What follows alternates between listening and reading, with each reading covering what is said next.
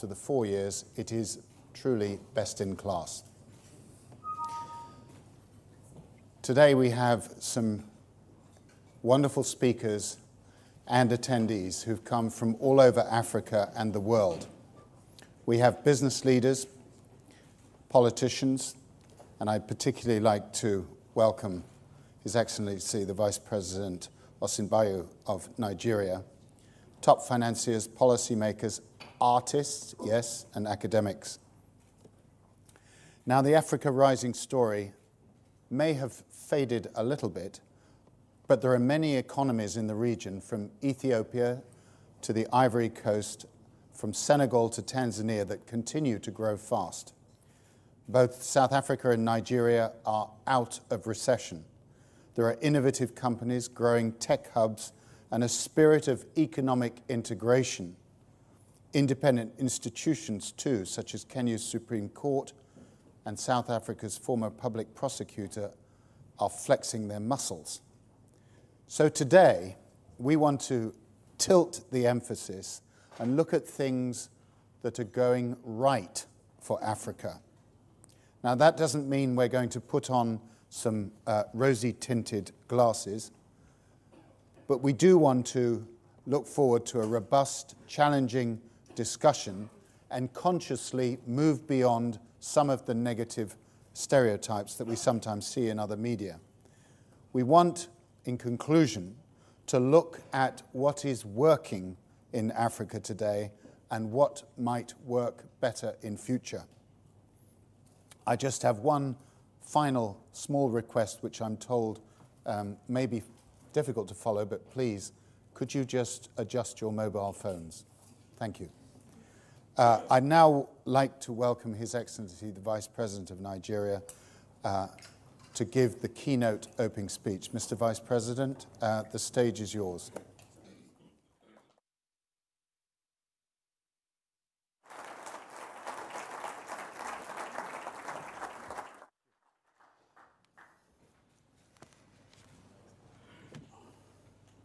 Thank you very much, and good morning, everyone.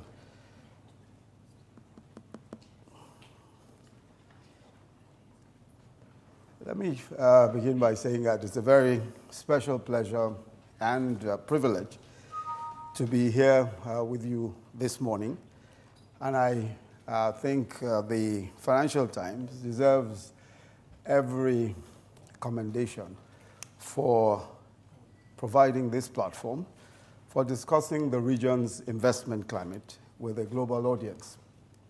I'm also grateful, of course, for the invitation to deliver this keynote address. I'm told that this year's summit seeks to focus our attention on what is working in Africa in the hope of drawing broader lessons that could benefit the continent as a whole.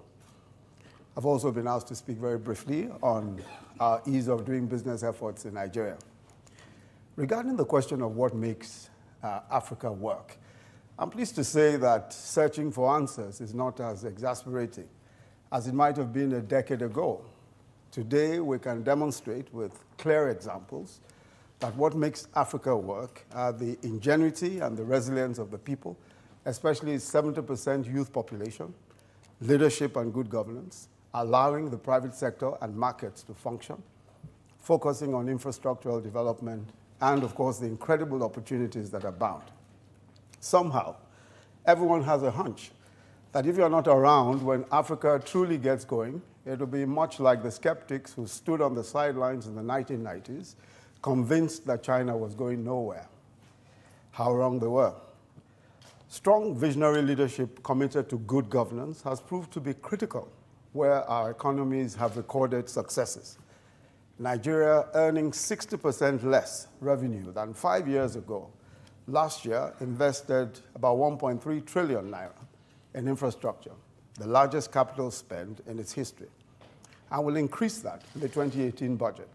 Good governance, prudent management of resources means that you can do more with far less. Ethiopia delivered its light rail within Addis ahead of schedule, and of course the Ethiopia-Djibouti rail also, with little or no cost overruns. Rwanda has shrugged off the tragedy of genocide of barely 20 years ago, delivering on infrastructure, and has earned its place as the second easiest place to do business in Africa. Ghana is galloping away this year with GDP growth figures in excess of 8%. Across the continent, there is a commitment to providing much-needed infrastructure in the form of power stations, ports, rails, road networks, that not only bring down the cost of doing business, but also actively engage the private sector in funding, in operation, and in ownership. And I'll come back to this point. Nigeria recently announced the commencement of the process of concessioning its major airports with a view to attracting world-class investors and, of course, world-class operators. But perhaps most importantly, Africa now recognizes the limitations of governments, both in cash and capacity, to run businesses. The wisdom today is in letting the private sector invest wherever it can and in practically any sector of the economy, even in those sectors of the economy that once carried the halo of national security assets, such as telecoms and power. Consequently, we've seen the emergence of dynamic Pan-African investors who, on account of their track records, are even able to borrow commercially cheaper than governments. Aliko Dangote is, of course, an excellent example, with investments in cement manufacturing in nearly 10 African countries, and is about to complete a 650,000 barrel a day refinery in Lagos, the largest single-line refinery in the world, and larger than all 4 government-owned refineries put together.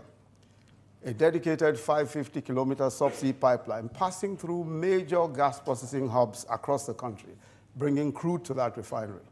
He's also investing in a 3 million metric ton fertilizer plant in the same location, the largest single line in the world. Although the sizes of investments may differ, the subtext is the same: the confidence of local African investors in the opportunities available on the continent. In broadband infrastructure, for example, it's Funke Okweke, the Nigerian-born broadband entrepreneur. Her company is called Main One, and that launched West Africa's first privately owned submarine cable. The cable was built over a 2-year period, and the initial investment of $240 million was financed entirely by African investors. And the project broke ground just over 2 years. The project broke even, beg your pardon, just over 2 years after the launch. Even during the economic turbulence in 2016, private capital recognized the potential in infrastructure investments. General Electric infused $186 million in the phase 1 of the Nigeria Fast Power program, and it entered into memoranda of understanding with 7 states in the country, in the north of Nigeria in particular, where radiation is highest, to supply 1,000 megawatts of solar power across the states.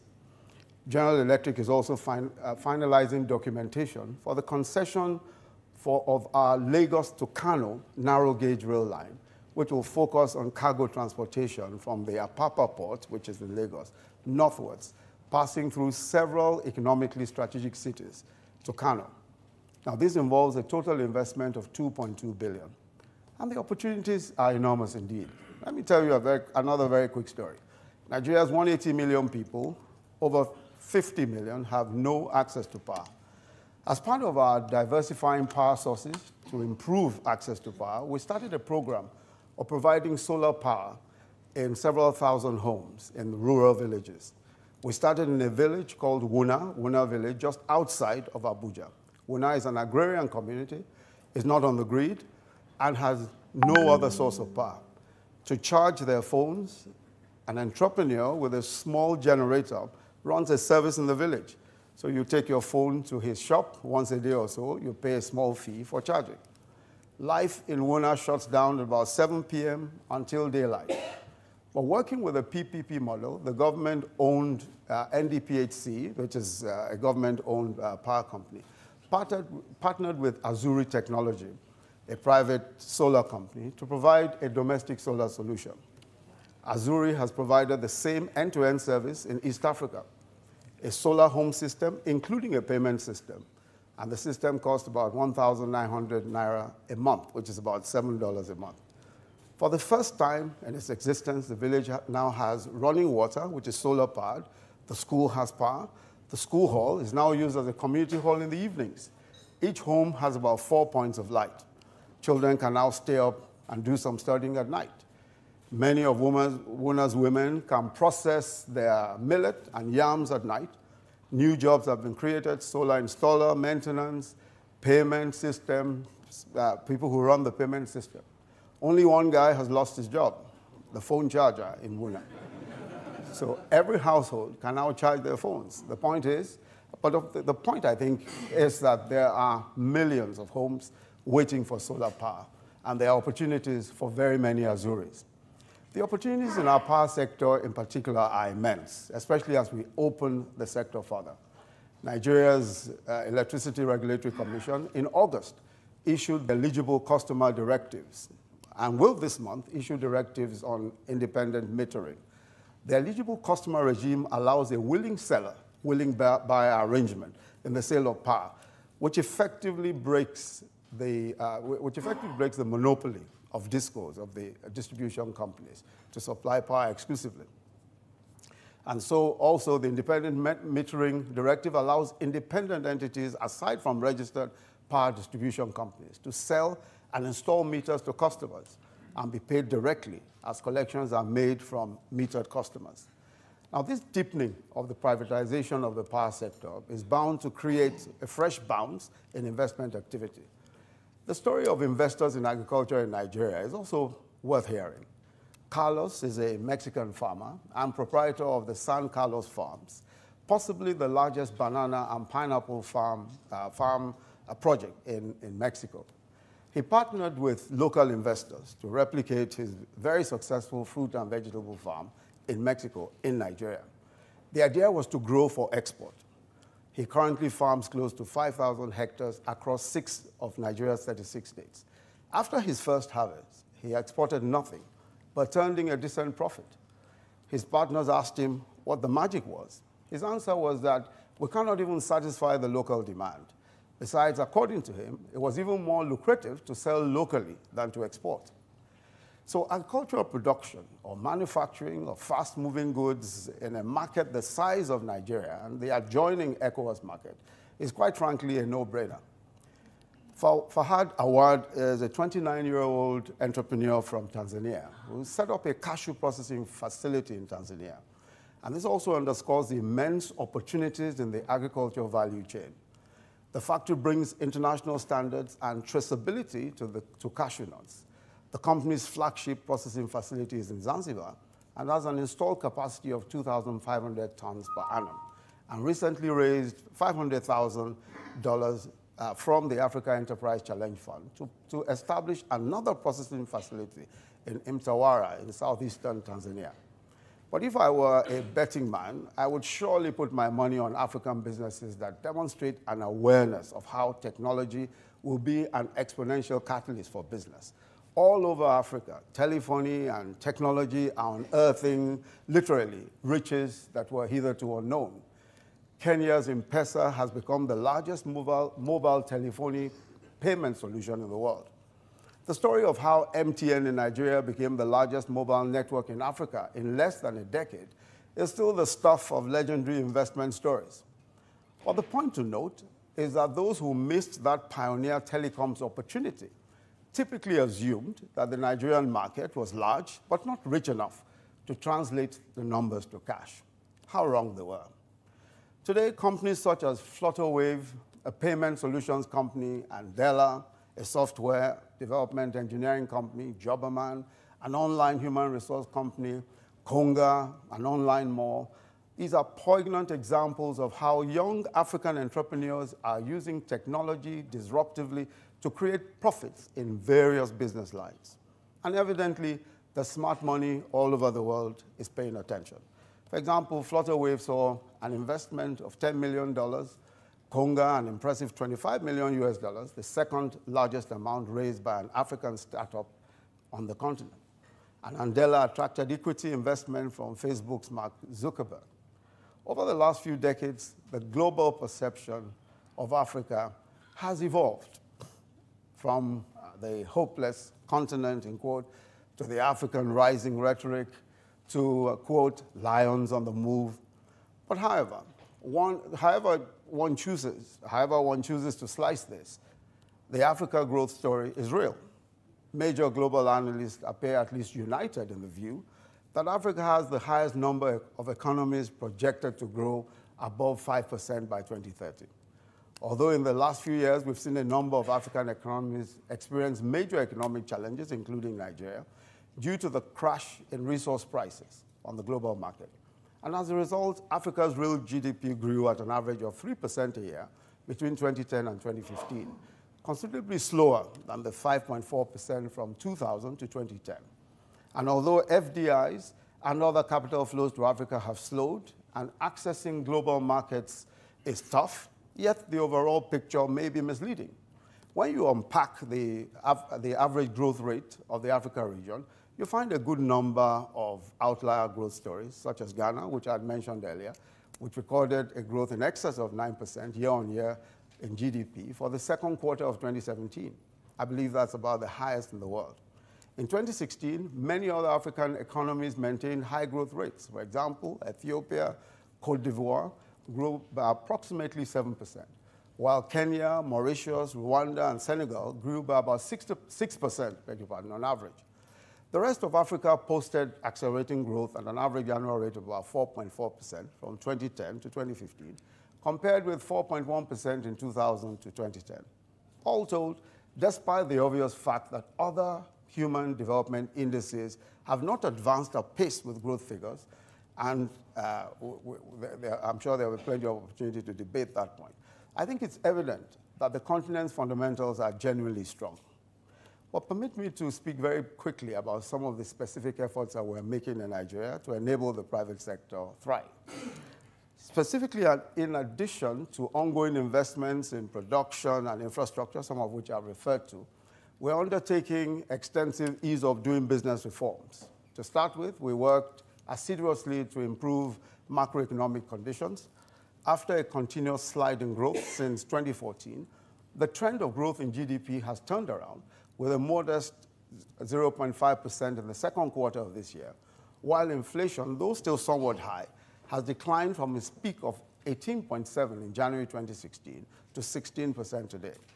The outlook going forward is quite positive based on improvements in oil prices and production, and the trend of leading indicators such as positive purchasing managers' indices, a revived stock exchange, and increasing foreign exchange reserves. Moreover, the uncertainties in the foreign exchange market have abated with the introduction of the new window for investors and exporters, which is called NIFEX. Of course, NIFEX relies entirely on market, and there's greater transparency and guarantees of repatriation of funds. The results have been encouraging, as the inflows of capital in the second quarter of 2017 of about $1.8 billion were almost double the amount, $908 million, imported in the first quarter of the year. Indeed, investor interest remains undoubtedly strong, with announced investments of in excess of $20 billion from January to August 2017 in 41 projects across 22 states. And I think it bears emphasizing that Nigeria is a large economy, and several of the states are huge economies of their own. And going by the investments that are going directly to the states, it's evident that investors are recognizing that you can do business directly with some of the states of Nigeria because they simply have the capacity to be able to carry out whatever forms of business there are, whatever investments are put therein. Importantly, for the first time, coordinated efforts are underway to make it easier to do business in Nigeria. And through systemic changes, we are repositioning regulators as facilitators of business and are steadily improving transparency and efficiency of service delivery by the public sector. In the first stage, reforms were introduced under a 60-day national action plan focused on 8 areas that make it easier to register businesses, obtain construction permits, get credit, pay taxes, trade across borders, facilitate entry and exit of people, and register property. Practical examples of our successes include leveraging the use of technology to fast-track business registration and payment of taxes, and a functioning, tried and tested 48-hour electronic visa procedure. and an executive order mandating greater transparency and efficiency across all government agencies. The reforms have led to a reduction in cost and time, as well as greater transparency for small and medium-sized enterprises in particular. These reforms are complemented by a welcoming attitude to investment, to properly guide investors and make it easier for them to access required information. The NIPC, or the National Investment Promotion Commission, will be releasing a compendium of investment incentives in Nigeria by the end of this month. Similarly, we've recently reviewed and revised our Pioneer Status Program, which gives 5-year tax holidays across eligible sectors. And of course, in some cases, tax holidays can also be negotiated in excess of the 5-year period. Following the 70% success rate achieved in the first phase of the Ease of Doing Business reforms, we recently embarked on a second national action plan, which will have 11 areas of focus and will run for 60 days from October 2017. The Nigerian government is intent on bringing about rapid, sustainable, and inclusive growth in order to improve the lot of the dynamic and hardworking people of Nigeria. And we realize that the scale of the challenge is huge, given our large, rapidly growing population and the relentless march of other parts of the world. We are nevertheless determined and optimistic that Nigeria, along with the rest of the continent, will bring about an Africa that will work for its people and contribute to global growth and prosperity. I think that the main lesson that Africa has learned and that African governments have learned is that there is no African exceptionalism. What makes Africa work is what makes economies work anywhere. Honest, visionary leadership and good governance, letting the private sector and markets lead, diversification from resource-based revenues, and developing the human potential that is so available within the continent. I'm convinced that what makes Africa work is what will work anywhere else. And I think that's been tried and demonstrated in so many African economies, especially in the past few years. Thank you very much. Thank you. Mr. Wright.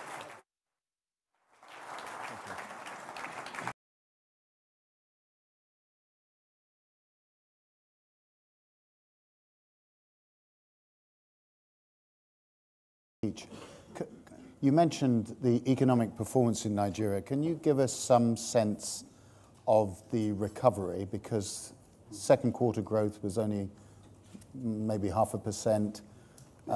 You're out of recession, yeah. But what about the next 12 months? Well, I think the most important thing to bear in mind is that, quarter by quarter for the past 5 quarters or so, we had been in a recession. So 0.5%, modest as it is surely. Not only does it mark our exit from recession, but also I think it really points in the direction that we intend to go, which of course is upward. The next few months, our emphasis really is on opening up the economy and for more private sector participation. We're opening up the power sector in particular. Agriculture is big, especially the agro-allied value chain. And we're looking to several investments in that value chain. I made the point in the speech, which is that Nigeria is a huge economy. And there are those who would, when they think of Nigeria, think of talking to the federal government of Nigeria. But we have 36 states, many of which are doing huge investments, are attracting huge investments. Lagos is about to do a 3,000 megawatt power plant, which is massive by any standards, and is negotiating with investors already on this score. Several states in the north are doing major agro-allied plants. Just recently, about 5 or 6 fertilizer plants have been opened in several parts of the north. I know that Aliko Dangote is doing another 1 million metric tons of rice mills, and there are several others. Olam is doing several rice mills. So our focus is on opening up to the private sector. As I had also mentioned, we are concessioning our airports. So there's a lot of activity, but I think that one of the key things for us is ensuring that the private sector takes the lead and bring in their capital. And our business is to make it easy for them to do business. In terms of exchange rate policy, some would say the government lost a bit of time by trying to sustain the exchange rate and avoid devaluation. In a couple of sentences, what's the foreign exchange rate policy now? Well, what would interest you is the NIFEX, which is the window for, which is purely market determined for investors who bring in their capital. It's a purely market determined rate, and also, of course, it's a rate by which you can bring in your capital and take it out. So NIFEX assures that opportunity of a market determined foreign exchange market, which allows, as it were, willing buyer, willing seller. And it's purely market determined. So I think that's the news today, And that's good news. Oh yeah, very, very good news. And we've seen the obvious impact of that. As I mentioned, capital importation has doubled even within the last 4 months or so. So it's obvious that it's working. Your big message today, maybe two messages. One was diversification, and we're going to hear about that with Aliko Dangote. But the other message is we're open for business. Absolutely. But the crucial point here is legal certainty. Yes. Bankable contracts for foreign investors. Yeah. I understand that you've been involved in unblocking things, but it can't be just down to you. What message can you give about legal certainty and offering bankable contracts to foreign investors? Yeah, I think that by and large, what we've tried to do is work with developing all of the institutions. And the 60-day National Action Plan, which I spoke about, is supported by 4 different executive orders, mainly to free up whatever choke points there are and all of that. People follow executive orders, do they? Oh yes, they do. They have to. They have to. I think the good thing is really the commitment of leadership, and that's really quite important. And also the fact that so long as you let markets work, so long as you open it up to markets, and you're not relying on bureaucracies and and on government to push things forward, things would work.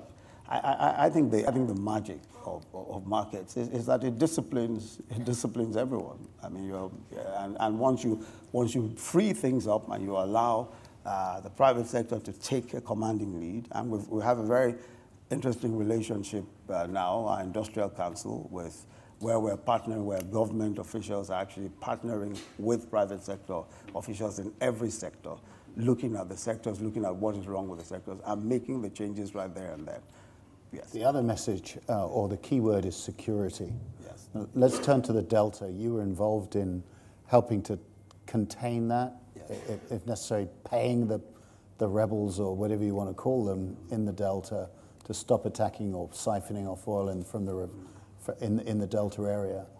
Is that under control, or is it flaring up again? First, let me correct any impression that anyone is paid to. That's not correct at all. It's absolutely wrong. I think the issue really is that, well, I engaged directly with many of the leaders, and youth leaders and traditional leaders in the Delta, and we have what is called the new vision for the Niger Delta. For example, we're engaging on building of modular refineries. We're engaging on actual investments. There are investments that we're looking at in manufacturing, agriculture, and all of that. We hold weekly meetings with several of the leadership of the Niger Delta, including the young people, looking at that new vision. The new vision includes, it's not just the federal government, the state governments, and the oil-producing communities themselves. Their representatives are working with us on a daily basis, practically, trying to fashion out what needs to be done. We're opening up the Maritime University, which is a very important issue for the Niger Delta people. And I think that what you're seeing, really, is a product of a collaboration and of everyone realizing that we don't have all of the time in the world with oil. We've got to use the oil while it still makes sense, while it still makes business sense to do so. And yes, I think everyone has sort of understood that, and we're all working together. Well, I remember going by helicopter over the Delta region, yes, in 2012, and you could see what was going on even from the air. Yes. Just to be clear, you're saying there were no financial transfers to these people? Absolutely none. And I can tell you that straight off the bat, absolutely none. And the reason why there's absolutely no reason for that is that you simply can't. How many people do you want to pay in the Niger Delta? It's impossible. So really, the only way to do it, and that's why we've adopted the approach we've adopted. So is it being tamped down now? Oh, absolutely. As you can see. Not resurgent? Oh, no, it hasn't been. As you can see, I mean, whereas in 2016 we were losing almost 1 million barrels of oil a day, we're back to production levels of what we were doing in about 2014. We're back to about 1.85, going up to 2 million barrels of oil a day. So clearly, I mean, production has gone up. I mean, any forms of sabotage of oil pipelines has really drastically reduced, and there isn't any. Well, that's not a significant threat anymore. Thank you. And the other security question, the big one, is Boko Haram. Yes. Your government has taken serious military action over the last couple of years. Yes. Is that again, would you say it's been contained, or is it just latent? Well, let me explain.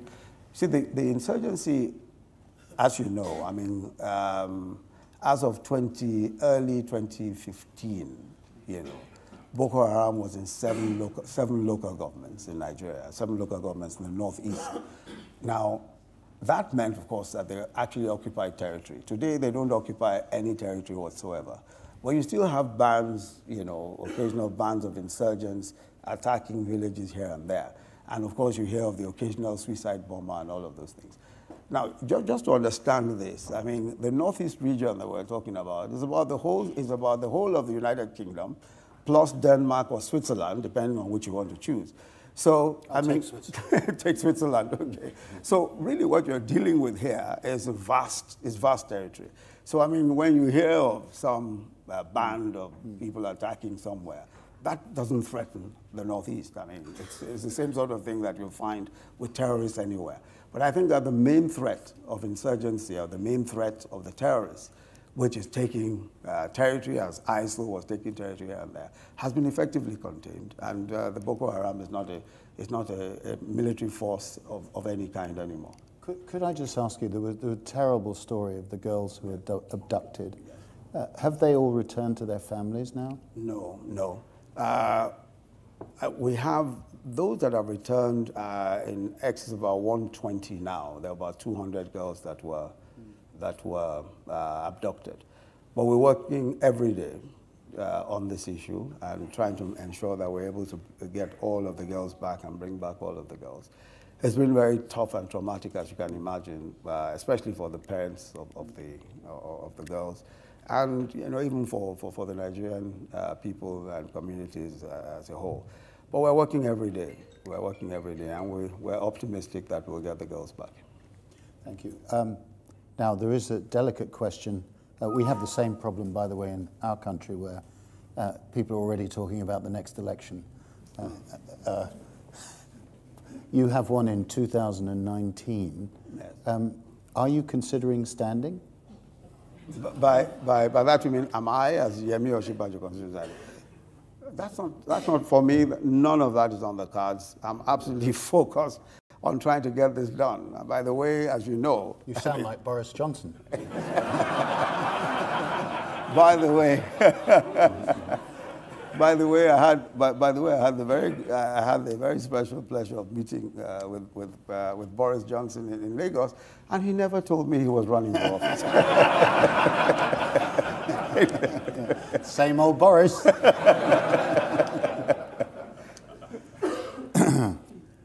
When do you think, just one last question on the election, when do you think people will have to decide whether they're running or not?